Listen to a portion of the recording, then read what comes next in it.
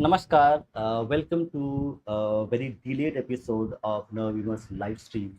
So I was moving cities, so could not do a lot of live streams, but we are back.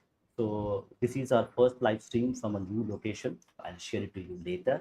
So today we have with us one of our second guests, Mr. Juggi Bhasin, whom you know we had discussed his book on spy thrillers, a book on Indira Gandhi and the nuclear uh, weapon that India built. So, and because you all know that he has written a lot of tons of books, he has a lot of experience. He was a well-known journalist working in Doordarshan. He has done theater. So, a multifaceted, multi-talented person is with us. So, we would thought, okay, let's invite him again and talk about cinema. Cinema just is not about entertainment. Cinema is being used by politicians, uh, by other people as well, to actually push a certain kind of message. So if you see in 70s, we see cinema movies being made in Bollywood specifically to push the left narrative, what we call the Nehruvian consensus politically. So namaste, Jaggi ji. Hello, Bhupinder. Delighted to be on your show. Thank you so much for inviting me. It's great to be on your show. Thank you, sir. So, so if you can give us a brief that what the topic we have chosen: Hollywood, Bollywood, and cinema, manipulation tools. So I have put a question mark on that. So, first of all, do you agree, or like, do you concur with me that cinema can be used as a manipulation tool to actually push a certain kind of narrative, the way we have seen with Hitler, the way we see North Korean cinema, a very interesting part of cinema, where North Korean cinema, where Kim Jong Il and his family is shown as gods. So, do you think that cinema is only entertainment, or it also can be used to actually subtly propagate a certain kind of narrative which politicians or other people want? Yeah, I think it's a very interesting question. And so, if you'll allow me a little bit of time, then I'd like to expand on this question and I'll give you various points of view. It's actually a very old debate, but it's a very relevant debate. It's a very pertinent debate because so much is happening in our society today. And as it's clear to everyone that we live in a very polarized world. We live in a very polarized country, and it's not only our country, but we live in the US also is a very polarized country for that matter. So, in a polarized country, cinema will play a very, very important role, especially in India, where so many people watch Bollywood. That's not to say that Hollywood does not preach or manipulates, as you, within quotes, as you are saying. There is a very technical English word, it's called didactic. It means intention to preach. That can be sometimes applied to cinema also. So let's ask ourselves the first basic question, that is cinema preaching? Is it manipulating us?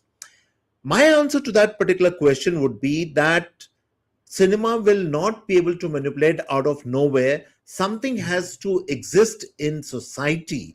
There have to be certain current sociological or political trends or strains in society that cinema, or the people who make cinema or the people who make feature films, they can influence you, or they can put across their point of view in a very strong way as to change or alter your perception about, as I said, political things or social things. So it's actually a two-way process. Something has to already exist before you can create something which can influence people more. You can't just come, cinema can't come out of nowhere and start influencing people. There has to be a context to cinema. Now, for instance, let's take the example of Dhurandhar, the movie which everyone is talking about, which I think a lot of people have seen. Why is Dhurandhar such a big success? I think one of the reasons for that is that some of the themes which are being talked in Dhurandhar, and I'm assuming some of your viewers might have seen Dhurandhar, both part one and part two. I have seen them, so I can talk a little knowledgeably about it. But some of those themes which are there in Dhurandhar were themes which are already existing in society in terms of, vis-a-vis, let's say, Pakistan, for instance, that why we're taking so much of nonsense from, let's say, from Pakistan, Or for that matter, do we need something to be done about all these terrorist, these chiefs who are across the border? The Dhurandhar provides that answer. So what I mean to say is that there were certain elements which are already existing in society, and what this film did was, in a very, very interesting way, you can call it a manipulative way, in a very clever way, or whatever way you want to call it, it came and it focused on those particular themes which are already existing in society. It built on those themes, the narrative, narration, the story, the direction, the acting, the cinematography, everything was geared towards something which people are already talking about. And then it took it, let's say, if the level was here, and it took it to that completely on a very different level altogether. The short point which I'm making is that something already has to exist in society before you can do something about it and create something which you think is manipulative. For instance, let me give another example. You talked about the left. In the 60s, for instance, there was a lot of cinema which was made called avant-garde, the French, it's called avant-garde cinema, which was a new wave cinema. We also had in India a new wave, when the likes of people like Nasiruddin Shah, Smita Patel, Om Puri, and all these people came. They ushered in new wave cinema. But that happened both in, let's say, in France or in Britain or in Europe. Polish cinema is a very good example. Even Russian cinema, for that matter. It's happening here also, because in Europe at that time, in the 60s and 70s, the left movement was at its height. And therefore, that kind of cinema came, which started, addressing the needs of that particular political and social alignment.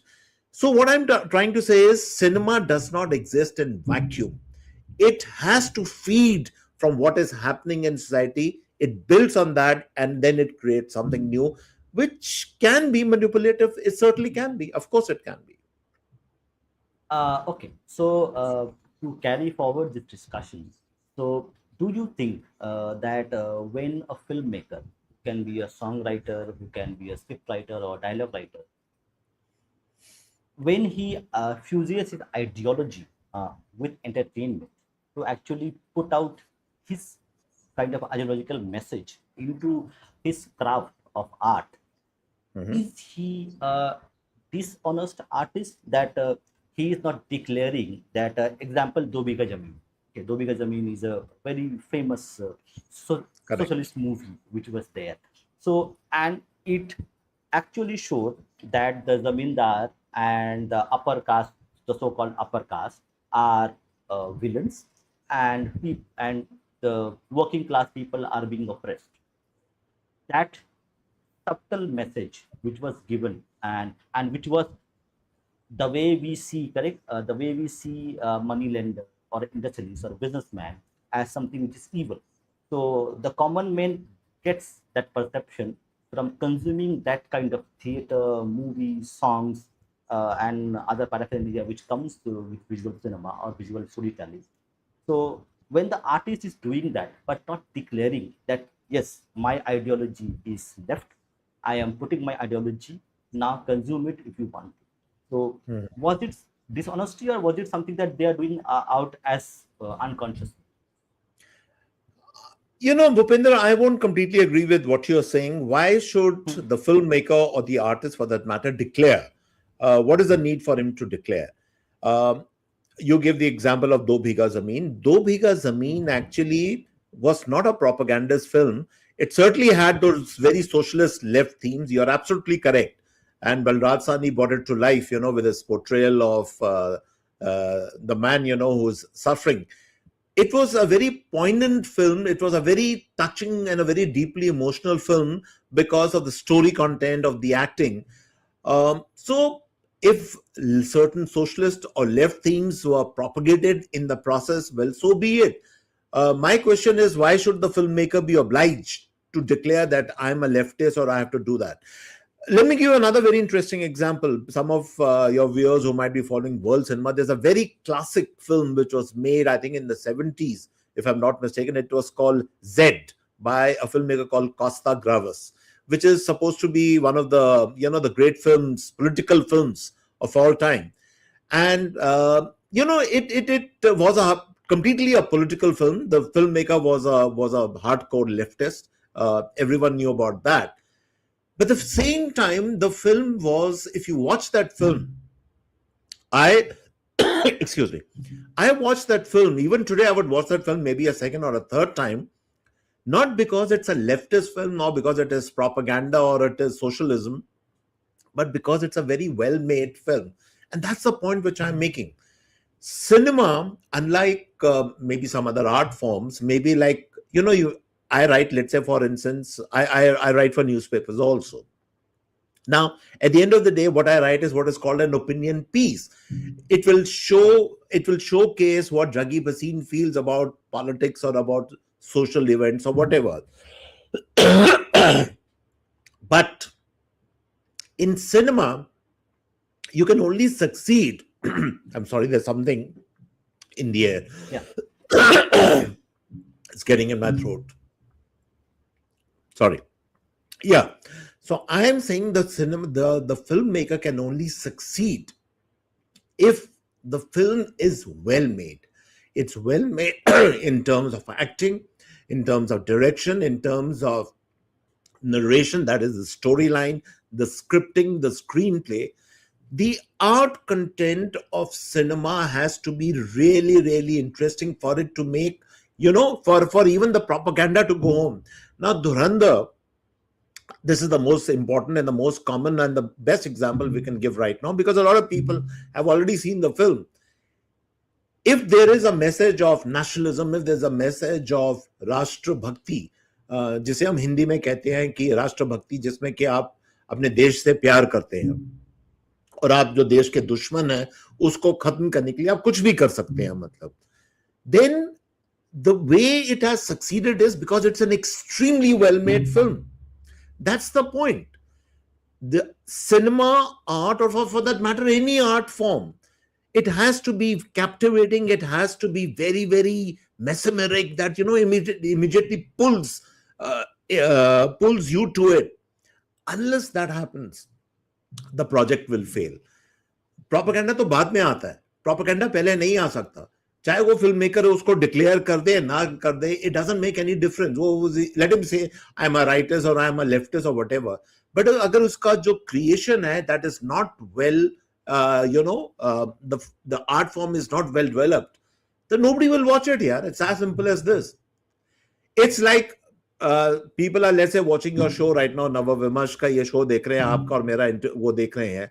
अगर हमारा interaction interesting नहीं होगा, after some time you say, अरे यार, it's too boring, I don't watch this. It's as simple as this. So beyond propaganda, the audience is king, the reader is king, the viewer is king. It all lies in the hands of that fellow. It doesn't. You might want to spread whatever propaganda you want to, but you will not succeed unless you have produced a fantastic product. That's the point. Absolutely correct. So the art has to be top class. It is to deliver value to the audience.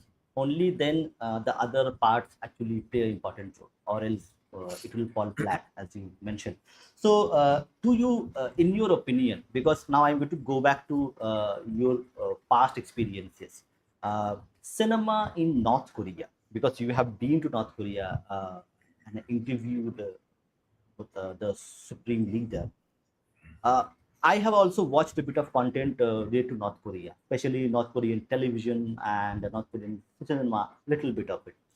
So, how, in your opinion, the perception that North Korean people have of their leader, what kind of role does visual media play in sustaining, creating, and pertaining that perception of King Jong Il, or the supreme leader, as a god-like figure?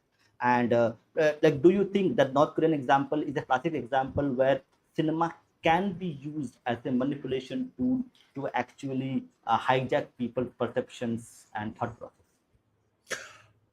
It's an interesting question. Let me answer it this way. First of all, by the way, I didn't go to North Korea now. I went it long, long back. And the person we are talking about at that time was a grandfather of the President Kim. That was Kim Il Sung, when I interviewed him in North Korea, in Pyongyang.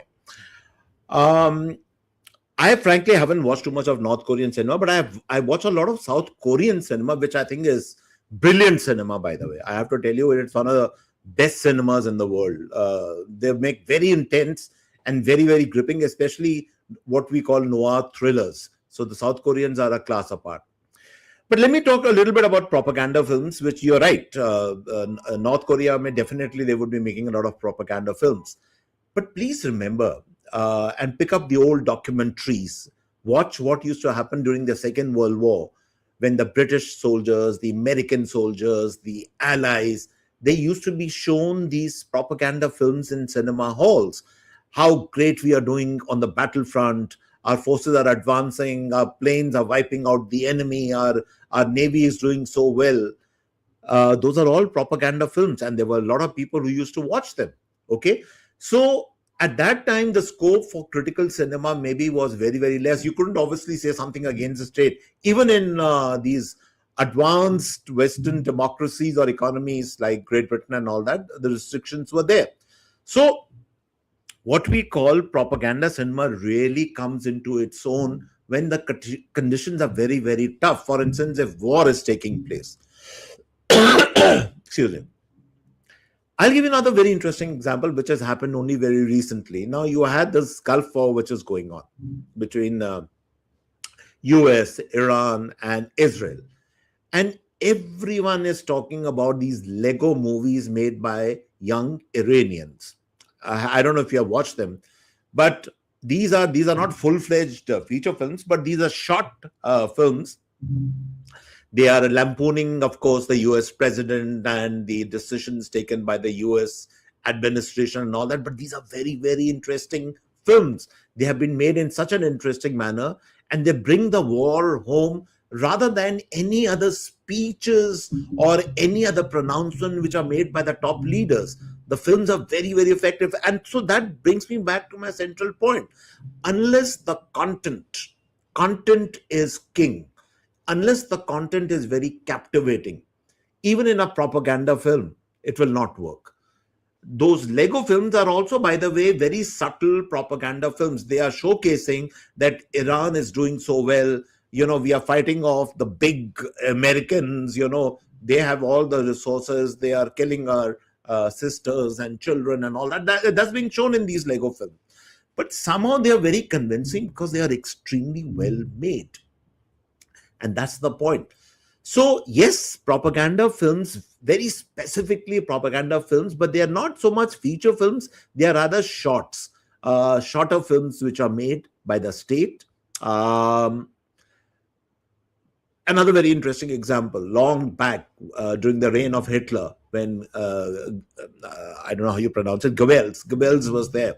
Now, what Goebbels, these people, what they used to do at that time, they used to make these films about, the German soldier showing him as like a Greek god. And they had actually all those films, the German army, which was marching towards victory and all that. Those were propaganda films. They were specifically designed to showcase to the people of the superiority of the so-called Aryan, the German soldier. So yes, there are propaganda films, but there are usually shorter films. But again, those films will either sink or they will be accepted by the people depending upon how well made they are.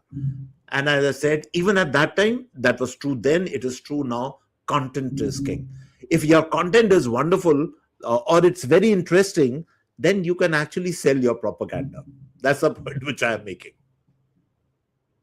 Thank you. Now, last question before we move to Hollywood. So, when Kashmir Files was released, people said a lot of left-wing or centrist organizations said that it is propaganda spread by the right-wing and BJP and the nationalists. Yeah. So, can we ask the same question, counter question, to the people who are saying Kashmir Files or Dhurandhar or many other movies are propaganda? Can we ask the counter question to the parallel cinema people in 1970s and 80s Sure, when sure. they made Garam Hawa? Garam Hawa is a Garam Hawa. I was you just would thinking of you Garam would Hawa know. only. You would know, correct? Because I have watched it. Okay. I I've have watched. watched little bit of it, done some research to actually talk about this. So Garam Hawa is a very example where uh, they talk about a certain community being harmed or being in a harm's way, and nobody takes names of these people, but we know whom we are talking about politically. Yeah, yeah. So when the left wing says right now that Kashmir Files is propaganda, can we ask the counter question to those same people that was Garam Hawa a propaganda? Can we ask the same question to I them? think, Bhupinder, you have answered your own question, and I completely agree with you out here. Absolutely. And, for some strange reason, when you're asking a question, I was also thinking of the film Garam Hawa. Now, Garam Hawa, again, is probably the best political film which is made in India. I would see, I haven't seen Kashmir Files, to be very honest with you. So I really can't comment on Kashmir Files. But I'll tell you a few things about Kashmir because I've been to Kashmir number of times, especially during the insurgency, during my news, when I used to be a news television journalist. And I can tell you one thing: whatever they showed, or what I've heard, what they showed in that film is absolutely true. There's nothing false in what they have shown. Um, Sir, I will now, interject one. I will just interject. Sorry for the interjection. So I would also like you to talk about one more very well made political movie called Drohakal. which one? So Drohakal, Drohakal. You have heard the movie It's a Drohakal? Bengali film. Uh, no, no, no. Drohakal was a Ashish Vidyarthi Oh, Drokal. movie. Yeah, yeah, yeah. No, I haven't. Yeah, yeah. Yeah, I know about that. Yeah, Correct.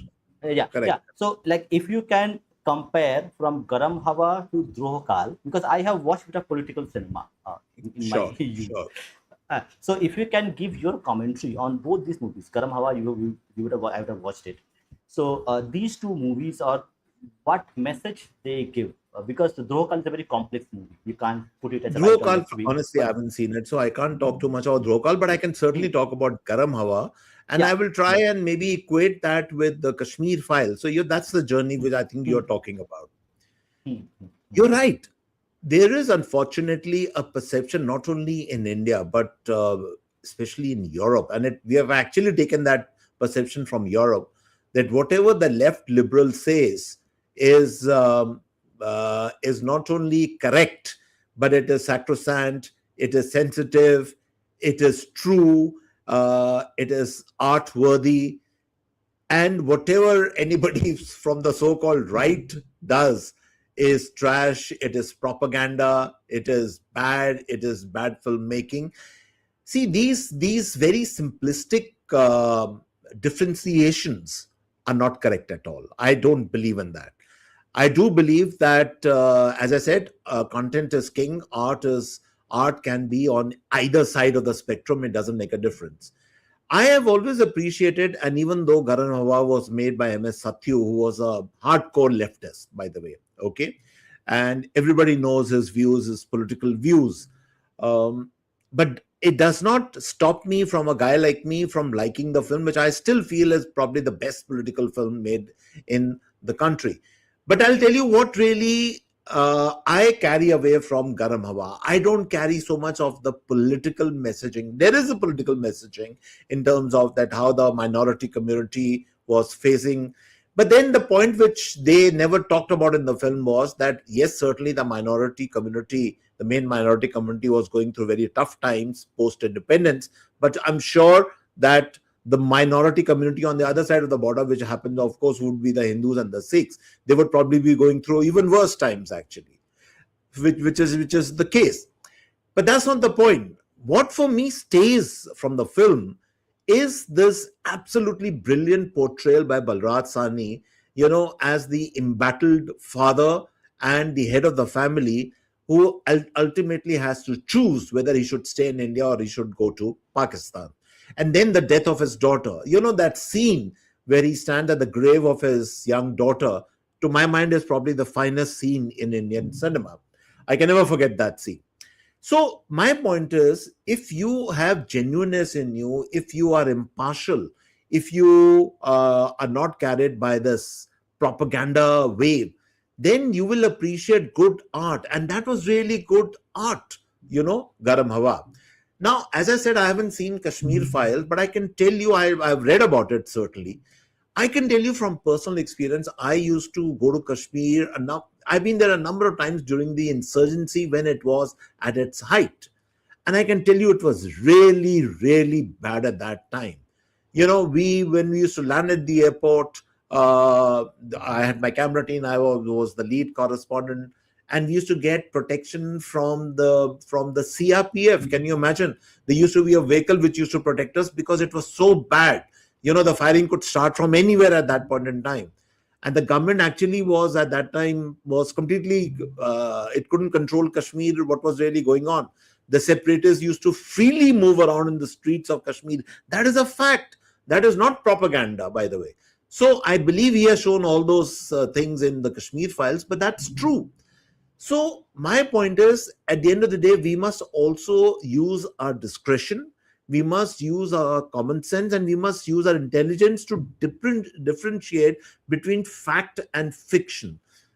A lot of things which are shown in both Garam Hawa and in Kashmir files are true. So the point is, if it can be true for Garam Hawa, why can't it be true for Kashmir files? That's the question which no left liberal person in the country is prepared to answer. That is the dilemma. See, that is the big paradox which we face, that जो भी बनता है left side पे वो ठीक है भाई, मगर किसी ने दूसरी तरफ कुछ और बना दिया तो वो तो सब बकवास है. That is all propaganda. That's the way, and that is not correct. Yeah, final question before we move to Hollywood. Lot of people say we should set aside politics and cinema. So politics and cinema do not mix. That is the current the left-leaning intellectuals talk about, that cinema is entertainment, so we should not bring politics into cinema. But Yeah. Andhi, the famous movie Andhi, where I think this Suchitra Sen. Sanjeev Kumar, Sridhar Sen and Sanjeev Kumar, and Yeah. in that movie there is a song called Jawab Dijiye. I think that's a very famous song is there, modeled on Indira Gandhi. Sure. So where people are asking Indira Gandhi some question via song. That song I don't remember, but it's a very big political song at that Yeah. time. In 70s, Yeah. 70s it was there. So Yeah. we have Yeah. seen from 50s to 60s to 70s and 80s it was less of a politics but more of a music and violence. There is Yeah. in the 80s which Yeah. ruled the box office. But we have seen historically that political leaning storytelling was part of the mainstream cinema which was coming out of India from 50s, 60s, 70s onwards. And Right. I will give the example of Andhi, where the song is there, where a political question has been asked, Garam Hawa. And in 90s and 2000, we have seen a movie called Drohkal, which talks about the Northeast insurgency. I would actually like suggest to you, if I can, to actually Sure, watch of course. Drohkal. I will. I have probably missed Hmm. it for some reason. Yeah. Yeah, so it's a very low budget movie, but very intense movie I've on heard about it. Northeast I've heard about it, but I insurgency. haven't seen it. Uh, Yeah.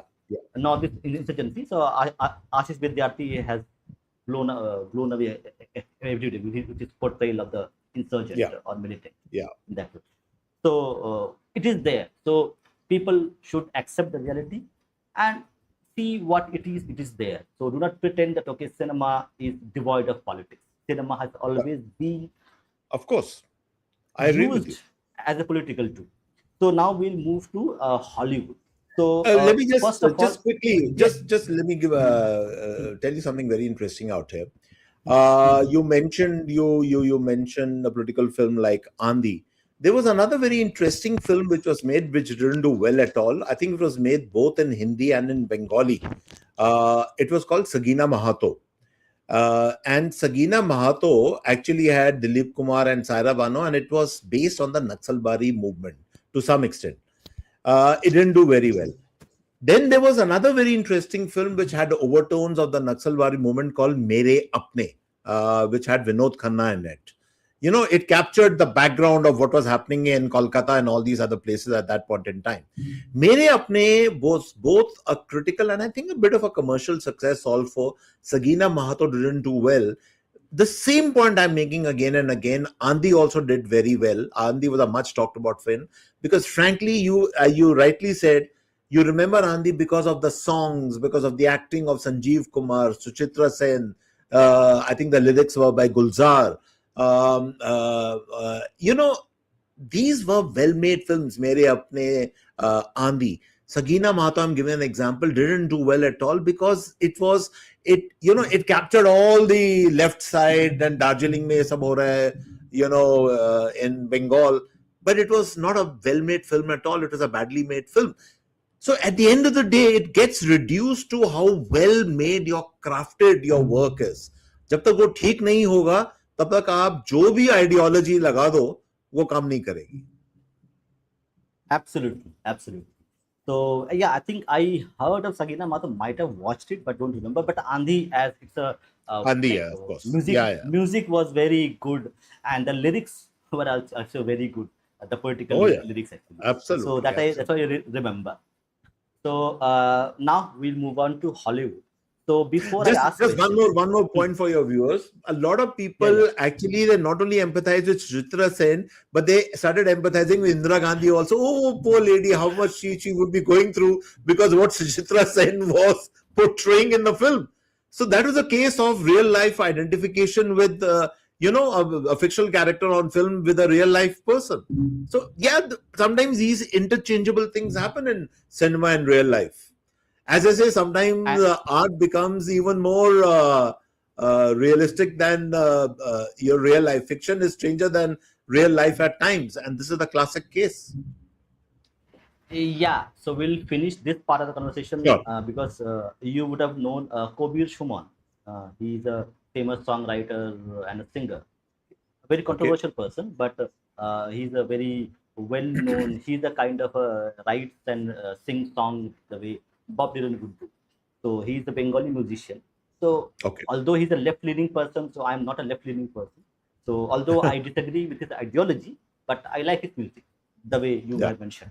So he had Correct. mentioned in one of his interviews that how effective, how good your art is, it is measured by second life of art.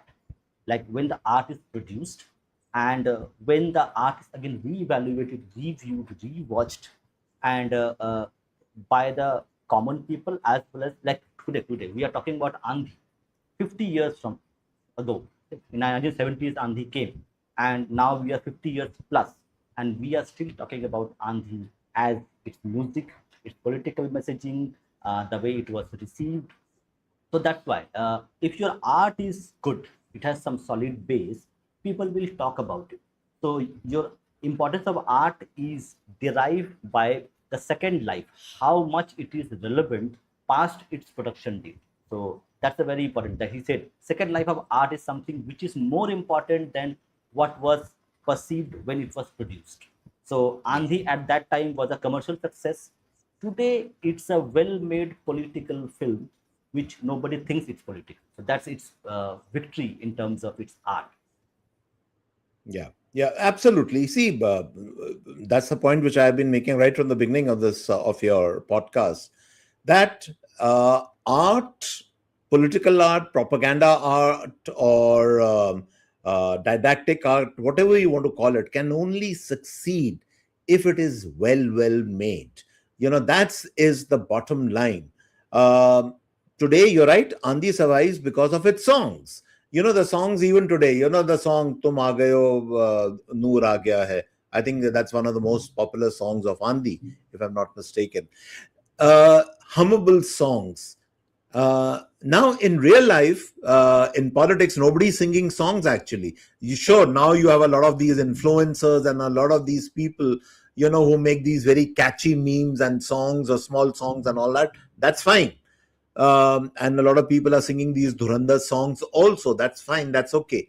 But in nobody singing full-fledged songs in real life, but sometimes to highlight art or to bring out art in its vibrancy, you require various forms to embellish art. And that's where, as I said, it is the foresight, it is the wisdom of the director, what all the inputs he puts into his art form. और उसके बाद फिर propaganda हो जाए या उसके बाद pleasurable experience हो जाए, how does it make a difference here? Yeah, as long as you this is a enjoy song it. that I was talking about. This song, the song is Yeah. Salam Kijiye Ali Janab Aaye. So it's a Yeah. pure political song, but very Political so song. people who know politics will know it's a political song. People who don't know politics, for them just it's a good, honorable music. Of course, you can see Hollywood, by the way, and I think you wanted to come to Hollywood also. So let Hmm, me say something in the opening remarks about Hollywood. hmm, There's something very interesting what they do. If you have, and a lot of us have watched so many of Hollywood films, people talk about propaganda in film after film after film in Hollywood, made right from the 30s, 20s, 30s, 40s till the present time. And so many films have been made on, let's say, on the German Nazi era, the Second World War. There are hundreds of films which have been made. There's not even a single film, where the Nazis have not been, shown to be evil people, bad people. Then the virtue of the bravery of the American soldier has not been shown in the film. The point which I'm making is that also that art, which is very, very interesting art, which we all like, which we all digest, or we all say, oh wow, great, what a great film. There are so many of these war films. I remember films like Dirty Dozen and whatever, extremely well made films. But at the end of the day, they are showing two or three different things. They are showing that the American soldier was so brave. He did so well in the war against. There was a lot of suffering and all that, but he triumphed good over evil. They showed the Germans and Nazis in a very evil light. They were evil, of course.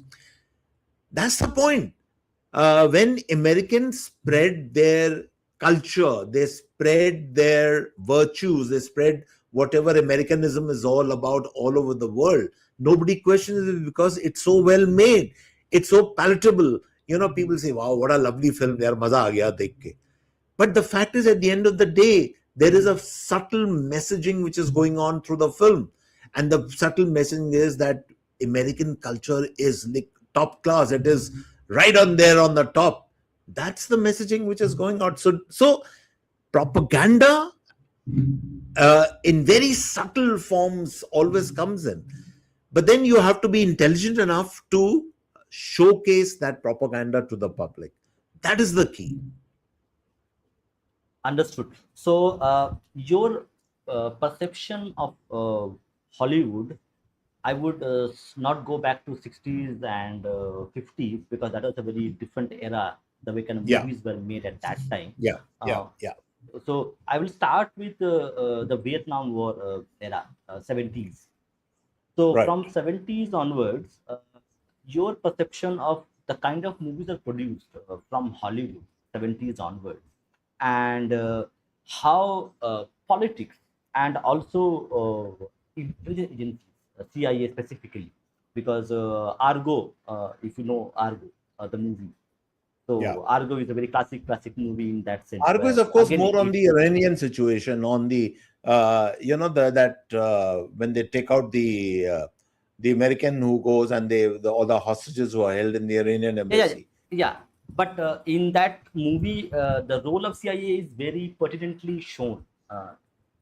Like a Rambo movie would not show the CIA person, but here Correct. how the CIA played a role in all these things were shown. So actually, it subtly it shows that okay, intelligence agencies are part. They do actually make sure that certain kind of narrative is pushed by the Hollywood movies. So Yeah, in yeah, that context, so yeah. 70s onwards, do you think that Hollywood was towing the line of the American defense industry. Intelligence agencies were part of this filmmaking process where certain things could not be said about American army, American Huh. politics, or showing America in negative way. Was it something which was a political influence by the state itself, by the American state and also its arms, or was it something organic from the Hollywood movie itself, industry itself, from the Yeah. directors? Interesting question, and I'll give you a short answer, then I'll give you a long answer. The short answer is no. In fact, the if you look at the traditions of the American, especially the political film or the war film, they have always been anti-establishment, always. And I'll give you two outstanding examples of this. Three. I'll give you three movies. One is a movie called All the President's Men, which had Robert Redford, and I think I'm forgetting the other guy who was in that, which was against about the Watergate scandal, and it was totally against the Nixon administration. It was based on these two journalists who had cracked open the Watergate case. But the two war films, which were brilliantly made, which were anti-establishment, one was a film called Platoon by Oliver Stone. Okay, which is, I think, probably the one of the most brilliant war films ever made, and that was completely against the American policies in Vietnam, where the central line of the film was that the Americans are fighting actually against each other. They were not fighting against the Vietnamese. The battles within the American military itself were so intense that they had no chance, and that's why they lost the war to Vietnam, which was such a radical thing to say in that movie. But Oliver Stone, his direction and the movie were outstanding. The other very interesting film which you mentioned was a film, the series called Rambo series. Now, there's something very, very interesting about Rambo, especially the first movie which came, Rambo. All the other movies after that, to my mind, were complete junk. They were those just a lot of shooting, bang, bang stuff and all that. Forget about all that. Yeah, all the President's Men. Dustin Hoffman and Robert Redford. Correct. Rambo was very interesting, the first one, because in that movie, the movie brilliantly captured the mood of the country at the time when the Americans had lost the Vietnam War and the American soldier was coming back home. He was not coming back home to a warm reception. He, in fact, came home to a very hostile reception. The people were fed up of the war. They were fed up of the American military. There was the peace movement which was going on in the US at that time, and the movie captures all that. And the American soldier, portrayed, I think, by Sylvester Stallone in the movie Rambo, he shows that what is my fault? I just honestly try to fight for my country, but my country doesn't want me any longer. I'm coming back to my own people, but nobody wants me. I'm an outsider. This concept of the outsider, of somebody who had gone from the American military to fight for the country, but he comes back completely alienated as an outsider. So give it to America. They might be making propaganda films in a very subtle way, but they also make the best anti-establishment films, the films which go against the political discourse in the country. Especially that liberalism which we find, that is very outstanding in American cinema, especially in the war film. So I've given you these two or three examples, which are probably the best examples.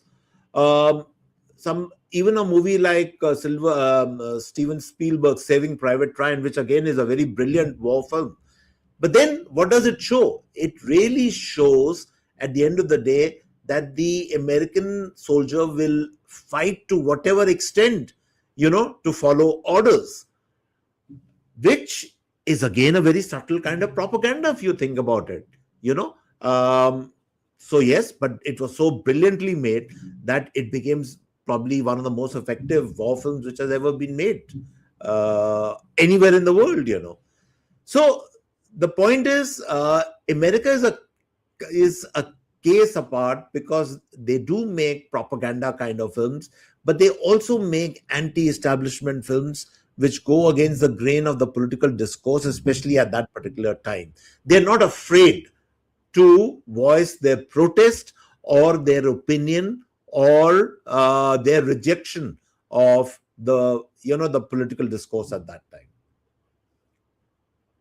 Thank you. So, just to mix a bit of these two, so like politically, 50s onwards, the era is called the so-called Nehruvian consensus era, where Yeah, Nehru yeah, had a certain kind of political uh, thought of or philosophies, which was yeah, actually like resembled the way the kind of cinema and television things were happening. So the political mood was actually reflected in the cinema which was produced.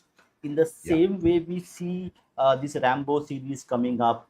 When so, do you think is there a certain bit of like understanding between the Hollywood or Bollywood or the political scenario at that time, where they conveniently collaborate without shaking hands to actually produce that specific kinds of movies? It cannot be in vacuum that Nehru was saying that okay, we need these kinds of policies, and certain kind of those policies, those thought processes are start reflecting in the movie. So is there a active cooperation, or is that a give and take happens that okay, I will do this and you give me something more? Uh, there could be some truth in what you're saying, and I'll tell you why. See, in India, in if I remember the 50s and the 60s, all these Raj Kapoor films which are made, uh, they were all basically made on the socialist principle, because at that time we were very close to the Soviet Union, and whether it was Nehru or then Indira Gandhi later and all, they were all very close to the Soviet Union, and there was this element of leftism, of being this entire ecosystem at that time, and it was reflected in the films of that era. Later, then they made these films like Upkar and all these other films which showcase. In fact, this very famous film of, I think, uh, Kurbani, made by Feroz Khan. It actually, I think, had shots of Indira Gandhi towards the end of the movie or something. How much she's done for the country and all that. So, if you're saying there was some kind of a symbiotic relationship between the political leaders of that day and the films which are being made in Bollywood, there might have been. I'm not saying it's not there, because all the the top heroes and heroines of that time, the Raj Kapoor, Nargis, Sunil Dutt Saab, uh, they all had political affiliations. So yes, there was this back and forth which was going on between Bollywood uh, and in fact it took, I think, a very stupid turn later on. When um, well, the right wing today says that Bollywood became Urdu wood, as they say, and there were these certain kind of films which are being made to only appease the minorities or whatever. But anyway, that's a totally separate debate. But to answer your question, certainly there has been a commingling, I would say, a very intense interaction between the Bollywood stars and the political leaders of the day. Uh, even today, some of our top stars are split down the middle. There are people we all know who are beholden to the liberal era, to the Congress party. Then there are those who support the makers of Kashmir Files, Dhurandhar. They have a different political ideology. So yeah, it's there. You can't ignore it. The back and forth, the interaction is very much there. I wouldn't say it's not there. It's very much there. But again, just to give that example again, Kurbani was a very successful film of Feroz Khan, even though he added all those propaganda shots later, because it was a very, very well made film. It was a very exciting film to watch. So, as I said, despite all these things, at the end of the day, still the movie has to be interestingly well made to be accepted by the masses. Otherwise, आप उसमें कोई भी propaganda डाल दो, आप किसी से भी इंटरेक्शन कर लो, कोई फर्क नहीं पड़ेगा. एक सवाल जो मेरे मेरे मतलब मैं पूछता हूँ मुझसे, और लोग मुझसे ही पूछते हैं कि left wing interesting, high good quality, good content और proper cinema, proper art produce कर पाता है, लेकिन राइट विंग नहीं कर पाता है। ऐसा क्यों है? मतलब like do you think in that way, in that line that left always produces good quality art, but right wing cannot produce it the way they produce it? Is there a deficiency in terms of skills, and how it is even possible? Do they So eat I'll give something you more that right wing people don't eat? I'll give you a very interesting answer to this. पहली बात तो चलो इसको थोड़ा हिंदी में इसको answer करते हैं, हमने हाँ, अंग्रेजी में बहुत बात कर ली। हाँ, अ, देखो, ये एक परसेप्शन बना हुआ है कि जो लेफ्ट के साइड के लोग होते हैं उन्हीं को अच्छी चीजें बनानी आती हैं, और वो उनका जो आर्ट फॉर्म है वो बड़ा सुपीरियर है। कईयों का है, मैं ये नहीं कह रहा कि नहीं है, मगर ये कहना कि जिसकी आइडियोलॉजी थोड़ी उनसे अलग है, या जो सेंटर में है या थोड़े से of right of the centre भी कह लीजिए, वो सब मतलब उनको कि कुछ आता नहीं है और वो सब बुद्धू लोग हैं और they can't make good cinema, ये जो धारणा है ना बिल्कुल गलत है। पहली बात तो ये है। एक प्रैक्टिकल चीज मैं आपको बताता हूं प्रॉब्लम क्या है। प्रॉब्लम ये है कि जब एक तबके के लोग, and I am not talking of communities, एक विचारधारा के लोग जब एक इंडस्ट्री में घुस जाते हैं, और so called left liberal thinking Bollywood में काफी सालों से है, ये आज की बात नहीं है, बहुत सालों से है, तो वो दे इंश्योर कि दूसरी धारा, दूसरी सोच विचार के लोग उसके अंदर ना आ सके। It's as simple as this is the real reason which people don't understand, कि वो आपकी एंट्री जो है ना वो चोक करा देते हैं, बंद करा देते हैं, वो आपको अंदर घुसने ही नहीं देते। मतलब तो जब आप कंपैरिजन करते हैं between left and right, comparison कहां से आप करेंगे, क्योंकि राइट में ये तो अब जाके अब थोड़ा बहुत शुरू हुआ है, कश्मीर फाइल्स बनी, या वो आपकी केरला स्टोरी बनी है, और अब धुरंधर बनी है, ये तो गिनी चुनी 4 5 6 फिल्में अब बनी है। नहीं तो आप पूरी अगर आप बैकग्राउंड उठा के देख लीजिए तो it's always been left liberal cinema, even in Bollywood. Stars भी जो है सारी अलाइनमेंट उनकी आप जानते हैं किस तरफ है। दीपिका पादुकोण जी वो जेएनयू में जाके वो मतलब समर्थन दे रही थी, जो वहां के उस टाइम स्टूडेंट लीडर थे।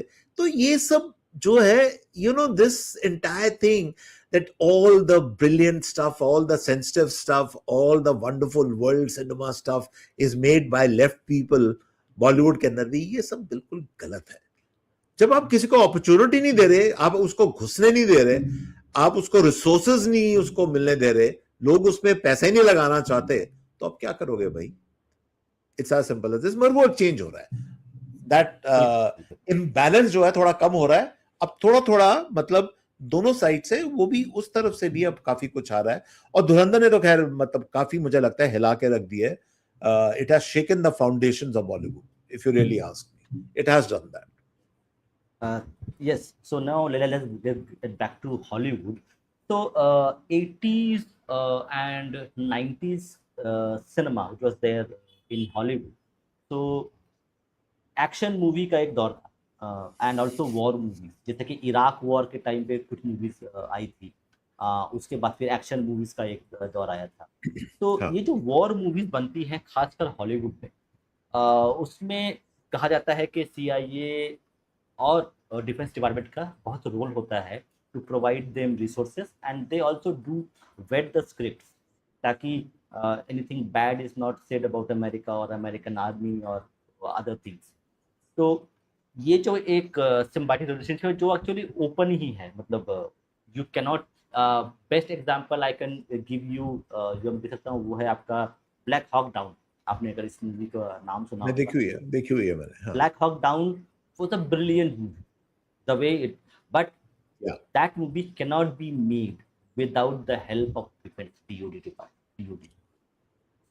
So that shows that the I hmm, I am yeah, please not go ahead. To sure, मैं आपकी बात से आधा सहमत हूं, पूरा सहमत नहीं। मैं आपको बताता हूं क्यों। आप कह रहे हैं कि सीआईए का इंटरफेरेंस हो सकता है, स्टेट डिपार्टमेंट का इंटरफेरेंस हो सकता है। मुझे नहीं लगता कि उनको इतने पास इतना टाइम है कि वो फिल्म्स के अंदर इतना मतलब करे। हो सकता है। Black Hawk Down by the way was based on a real incident which happened in Mogadishu, if I am not Yeah, yes, in Somalia. Somalia. Somalia में, sorry, not Mogadishu. Somalia, Mogadishu was the Israeli जो attack हुआ था, जो नहीं नहीं Israel नहीं ने नहीं, वो करा। मगध, नहीं, no no, it was in Mogadishu. So हाँ, मोगादिशु मोगदिशु में ही was था, the, मगर ये सोमालिया में, हाँ, या इट वाज इन, या हम्म, दैट्स राइट। तो it is based on a real incident, और उसमें कैजुअलिटीज हुई थी अमेरिकन की, and it was very gripping, it was very very powerful. अब देखिए, अगर सपोजिंग वो मिलिट्री आपका इक्विपमेंट आपको लैंड कर रहे हैं या अच्छे रेट्स पे दे रहे हैं, अब वो स्क्रिप्ट देख रहे हैं नहीं देख रहे हैं, I really am not a position to say कि कितना सच है नहीं है। बट एक चीज होती है कि ये सब चीजें तब वॉर टाइम में उस टाइम ज्यादा हो जाती हैं, that I agree with you. Normal जब पीस टाइम होता है या जब चीजें मतलब जब संभली हुई होती हैं, ठीक होती हैं, उस टाइम द स्कोप इतना कम होता है, इंडिपेंडेंट फिल्म मेकिंग का उस टाइम स्कोप ज्यादा होता है। इसलिए मैं कह रहा हूं कि अमेरिकन फिल्म मेकिंग काफी हद तक protest film making, anti establishment film making, कमाल की फिल्म मेकिंग है। आई am not saying all of them, but certainly some films have been outstanding, and I give you the examples. Films like Platoon and all that, these are outstanding war anti-establishment film, क्योंकि इसमें तो दिखा रहे हैं कि America हार रहा है वियतनाम से। I mean which country would like to be shown कि that we are losing the war.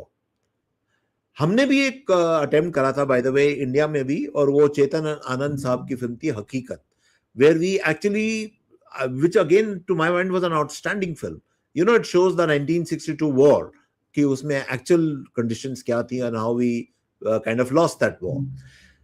तो मुझे लगता है कि असली प्रश्न ये होता है कि फिल्म मेकर, सिनेमा के जो लोग बनाते हैं, द रियल क्वेश्चन इज सच्चाई, ट्रुथ, कि उसके अंदर वो कितनी सच्चाई डालते हैं, उनको कितनी सच्चाई डालनी दी जाती है।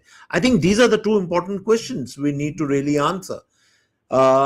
तो देर, और जिसे कहते हैं हर देश का एक मिक्स रिकॉर्ड है। हमारा भी मिक्स रिकॉर्ड है, हमने भी कुछ अच्छी अच्छी फिल्में बनाई हैं, बहुत ज्यादा नहीं बट थोड़ी बहुत बनाई हैं। अमेरिका का record is much better because as I said, उनकी जो वॉर फिल्म्स हैं उसमें कहीं anti establishment, they have actually shown their country losing, which is great in a way to show कि मतलब आप सच्चाई तो दिखा रहे हो ना, मतलब आप सच्चाई से भाग नहीं रहे हो। तो उनका रिकॉर्ड थोड़ा बेटर है as compare to other countries. अब रशिया में मैं बड़ी एक इंटरेस्टिंग आपको एग्जांपल देता हूं। अगर आप पुरानी सोवियत यूनियन की फिल्म्स देखें, and they made some outstanding war films, मगर उसके अंदर वो आपको पूरी सफरिंग दिखा रहे हैं कि what the Soviet army went through when the Germans invaded and all that, और फिर उन्होंने फाइट बैक कैसे करा। Brilliantly made films, but they are still films which show that Soviet Union ultimately won. They are not showing you war की बारीकी अंदर तक जाके कि एक्चुअली अंदर क्या हो रहा था। But again very gripping cinema. I still remember, मैं आपको एक पर्सनल एक्सपीरियंस शेयर करूं, जब कोविड चल रहा था तो लॉकडाउन था, तो सब घर में बैठे हुए थे, कोई बाहर तो कोई जा ही नहीं पाता था। तो I downloaded a lot of those films from YouTube, and I used to watch them every day. You know, those Soviet war films. Some of them are outstanding, outstanding films. एक चीज जो मुझे कहनी है कि जैसे कि मूवी थी black Hawk down, me being a politically aware person, थोड़ा सा मुझे पॉलिटिक्स समझ में आता है। तो Sure. जो मैंने जब वो पूरी मूवी देखी, the context which is missing from the movie itself, ये कि the insurgents are attacking the American forces which are moving, they're going from Yeah. one place to one another, and Yeah. some militants or insurgents, whatever we call them, they attack them. Sure. Now the political context which I see as a vacuum, as a deliberate vacuum, वो है कि Americans are a kind of a occupying force in Somalia, Yes. in Mogadishu. Yeah. And people or insurgents attacking them is a natural reaction. That reaction, that context is missing from the whole movie itself. It is all Very good about point. Americans getting attacked by some bunch of insurgents who look very evil in that. बिल्कुल वो menacing और बहुत ही third world types and all that, मतलब कि I agree with you. They are brutal, they are like they are not even humans, like they are viewed like animals. Bits of the earth. So, बिल्कुल बिल्कुल बिल्कुल। yeah, I agree with you, in Bhupendra, that I completely, हाँ, मैं तुम्हारी इस assessment से बिल्कुल सहमत हूँ। Now that you said, because ये मूवी देखी हुई है मैंने।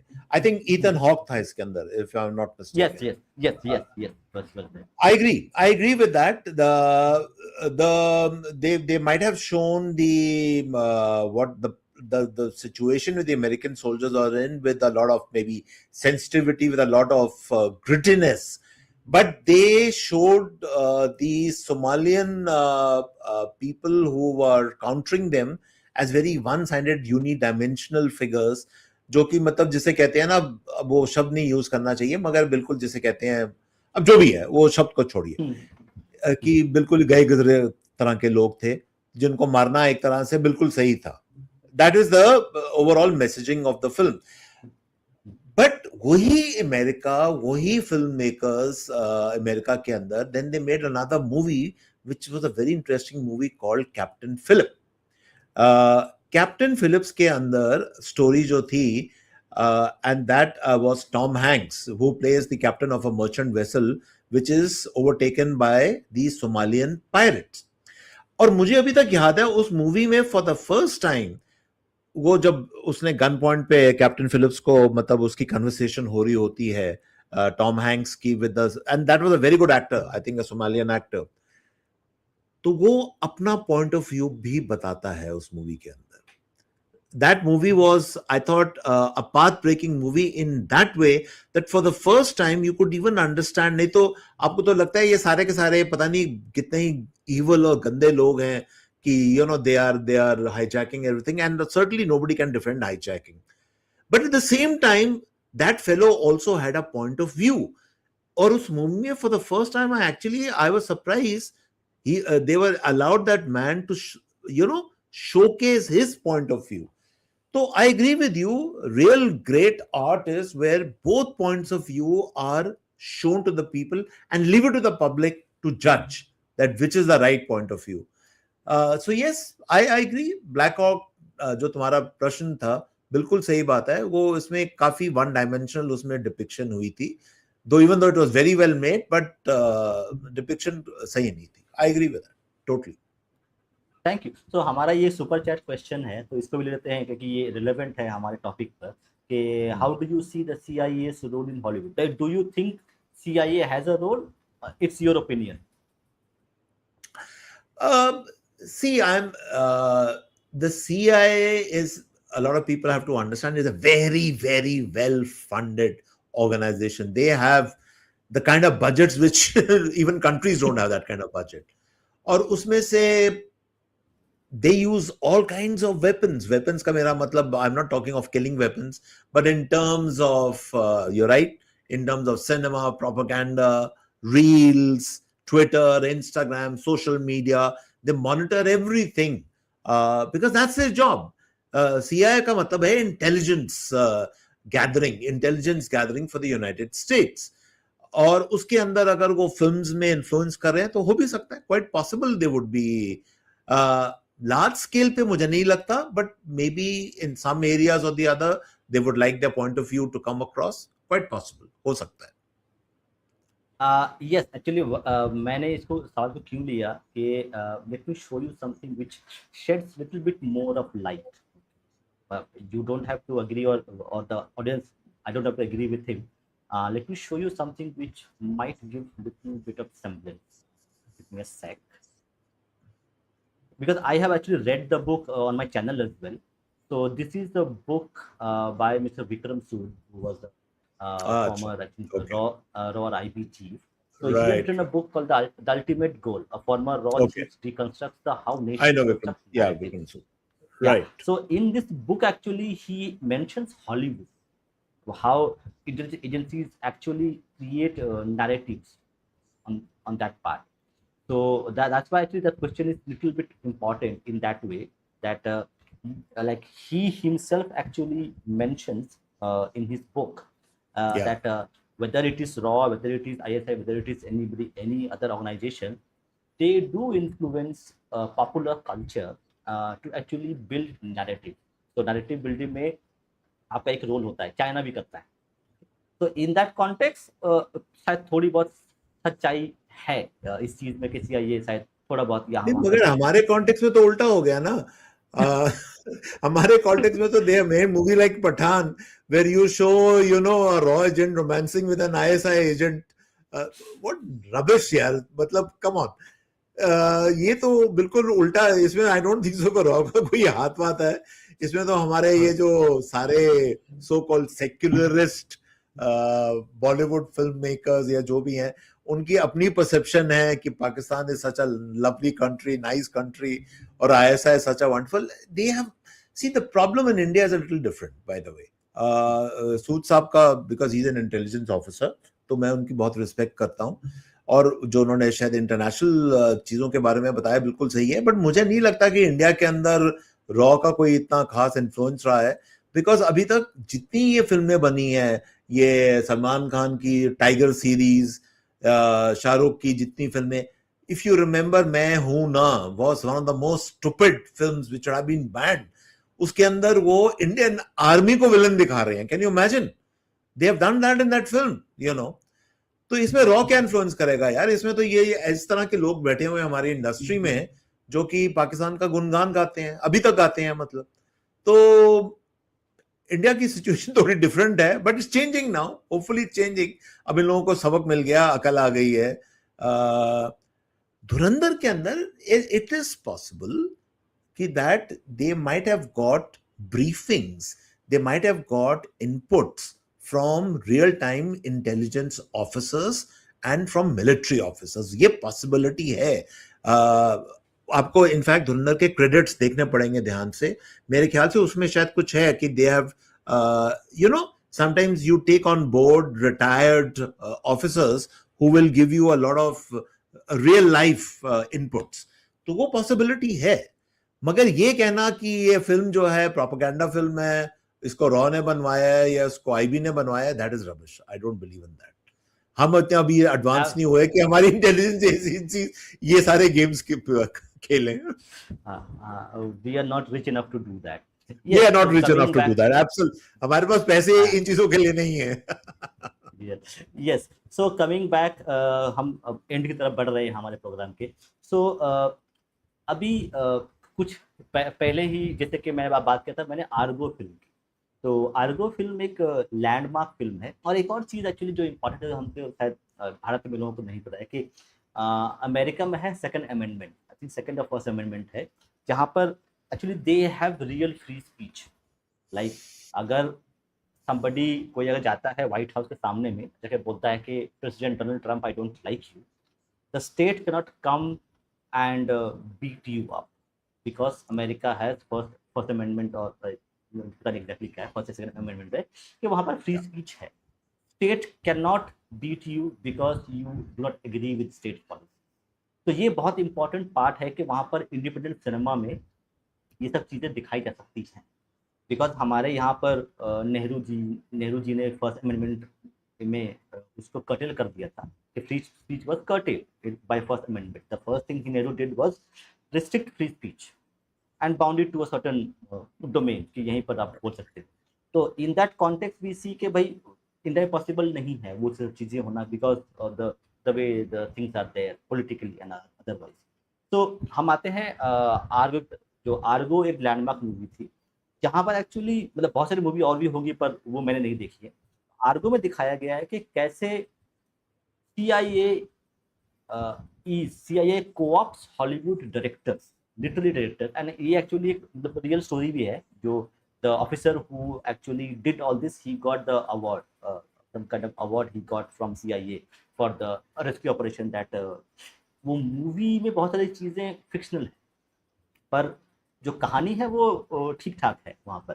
तो वहाँ पर दिखाया गया कि कैसे CIA कोऑप्ट करता है एक हॉलीवुड डायरेक्टर को, and he would create a fake studio, fake movies बनाकर the way they do their operations. तो ये एक बहुत इंपॉर्टेंट मूवी थी. तो उसमें ये दिखता है कि हाँ भाई कुछ ना कुछ तो लिंकेजेस हैं. तो लास्ट फेज के हमारे कॉन्वर्सेशन है, हम बात करेंगे कि क्या आपको लगता है कि a movie like independence day जो एकदम अमेरिकन सुपीरियरिटी को नेकेडली शो करती है कि America is the greatest country, इसके अलावा only people who can save America, save world earth is America, and last part on the Marvel movies, जहाँ पर फिर से एक सटल प्रोपागेंडा है of American imperialism, American superiority. तो ये चला आ रहा है. तो what do you think that Marvel movies और द इंडिपेंडेंस डे मूवीज, क्या ये भी एक part है of building a narrative that Americans are superior and Americans cannot do any bad let's start with Ergo. मैंने भी देखी thing. हुई है. Now, Argo is a very well-made film, and that actually proves my point कि उसमें कितनी सच्चाई है we don't know. ये by the way, I'm not too sure if the events which are shown in Argo are true life events. वो release हुए थे, hostages हुए थे, मगर अंडर व्हाट सर्कमस्टांसेस वो अभी क्लियर नहीं है. वो पूरा की हॉलीवुड डायरेक्टर वहां से, ये काफी हद तक फिक्शनलाइज्ड है जहां तक मेरा ख्याल है. But the point which is making is we all believe it really happened is because it's such a well made movie. It is such an interesting movie to watch. Okay, तभी मैं कह रहा हूं कि कंटेंट आपका बढ़िया हो, आप कोई भी सच्चाई, आप झूठ या कोई भी है उसको चला सकते हैं आप. तो it proves that particular point. असल जो सच्चाई जो हुई थी, और उस पर अभी तक किसी ने मूवी बनाई नहीं, the Americans had sent helicopter gunships to free these hostages. और उनके 2 हेलीकॉप्टर्स कोलाइड कर गए थे. And 8 American airmen had died in that.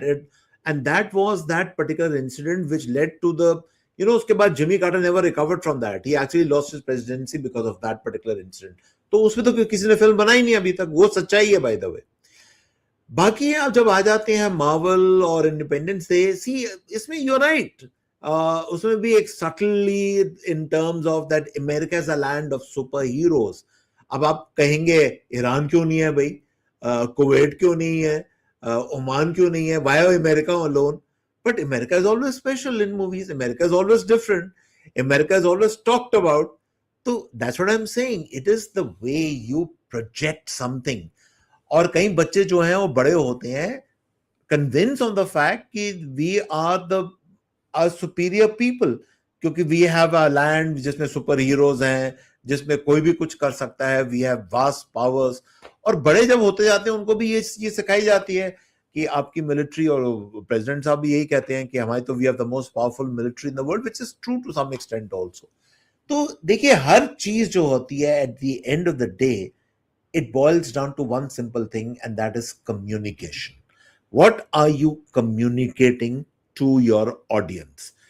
Are you communicating strength or are you communicating weakness? It's as simple as this. तो America की policy तो शुरू से रही है, whether you make either anti-establishment or pro-establishment, CI or non-CI or whatever, but you are always portraying American values which are probably the best in the world. That is the projection they're always doing. It might be any kind of a film. It doesn't make a difference. इसीलिए हम सब American movies देखते हैं ना भैया. हम Russian movies तो नहीं देखते इतनी ना. हम देखते हैं मूवीज ऑफ ग्रीस और from some other country. We and just to give you another very interesting example, आप मूवीज की बात कर रहे हैं. Some of the best filmmakers in the world, you will be surprised to know, are in Iran. Iran has some really, really good filmmakers. But how many people know about it? Because Iran को तो हमेशा समझा जाता है ना Islamist regime, और सारे के सारे वहां पर वो मतलब they are a repressive regime, which is true also. But perception, that is the real game. आप अपनी perception, आप लोगों को क्या बेच रहे हो? आप मीठी गोली उनको बेच रहे हो या उनको कड़वी गोली बेच रहे हो? आप जब मीठी गोली बेचोगे तो लोग वही खाएंगे और वही उसका स्वाद लेंगे और वही कहेंगे वाह वाह क्या बात है, नथिंग बेटर देन अमेरिका. तो it's as simple as this. That's the real story. Okay, last question from me today. Do you think the American dream, जो अफ्रीका, एशिया, इंडिया कहीं भी जाए, so this American dream which everybody dreams and wants to go to America, somewhere down the line, Hollywood plays a very important role in creating that perception among people of all ages and different regions. I agree with you totally. Totally. The American dream, by the way, as a concept, किताबों में तो था ही, मगर cinema ने बहुत इसको propagate करा है. Because America is the land of where anything is possible. That's what they say. जब वो कहते हैं ना कि you come to Los Angeles or you come to Hollywood, it's a land of dreams. You can achieve anything here. You can fail also, but you can achieve anything also. ये जो movie आई थी लाला land, अब लाला land का concept क्या था कि वो दोनों जो स्ट्रगलिंग एक्टर्स होते हैं, तो वो अपना लगे हुए हैं, एक उनमें से सक्सीड कर जाता है, एक is not so successful. So that is a story which is shown by Hollywood again and again and again, and we buy it again and again and again. That's the best part of the entire thing. तो yes, उसमें Hollywood का बहुत बड़ा role है. I agree with that. सच्चाई तो America correct. की actually कितनी है या नहीं है, वो तो वहीं जाके आपको पता चलता है. मैं तो कई बार जा चुका हूं America, but that's a separate story. But films make a huge contribution in giving that impression that yes, it's the ultimate place, a land of dream, जहां आप कुछ भी आप हासिल कर सकते हैं. बिल्कुल, ये भी एक सच्चाई है। और जो जो रिवर है, मिसिसिपी रिवर, उसके उस पार जो जगह है, वो भी एक सच्चाई है जो लोगों को नहीं दिखाई जाती है। The black Correct. सबब स्पेसिफिकली मिसिसिपी Yeah, रिवर के उस पार। yeah, तो yeah. वो भी लोगों को देखनी चाहिए। तो बहुत धन्यवाद आपका हमारे साथ बात करने के लिए और आने के लिए, और हम आपको फिर से इनवाइट करेंगे कुछ और, because it's a very interesting conversation that I had with you, and I hope the audience also would like the conversation that I. Thank you so much Bhupendra, and आपके लोगों के साथ जुड़ने के लिए, उनसे, आपके व्यूअर्स से, I hope they also like this particular program, and it was great fun talking to you, and thank you so much for inviting me again. Yeah. Like, let me give the little bit of things. So, correct, you had written a book on Khalistani movement as a novel. तो उस पर एक चर्चा करेंगे क्योंकि उस पर लोग बात नहीं करते हैं। तो उस बुक को मैं जब ऑर्डर कर लूँगा, Blood song, या that's right. वो बुक मैं एक बार ऑर्डर कर लूँगा, करके मैं पढ़ के फिर we will talk about that book, because that is something which is not discussed in any media. Punjabi बात नहीं होती उसके बारे में, तो वो काफ़ी इंटरेस्टिंग होगी बहुत लोगों के बारे में जानने की। तो बहुत बहुत धन्यवाद आपका आने के लिए, शुक्रिया। जय Shri Ram, Vande Mataram. Thank you so much, Bhupinder. Bye.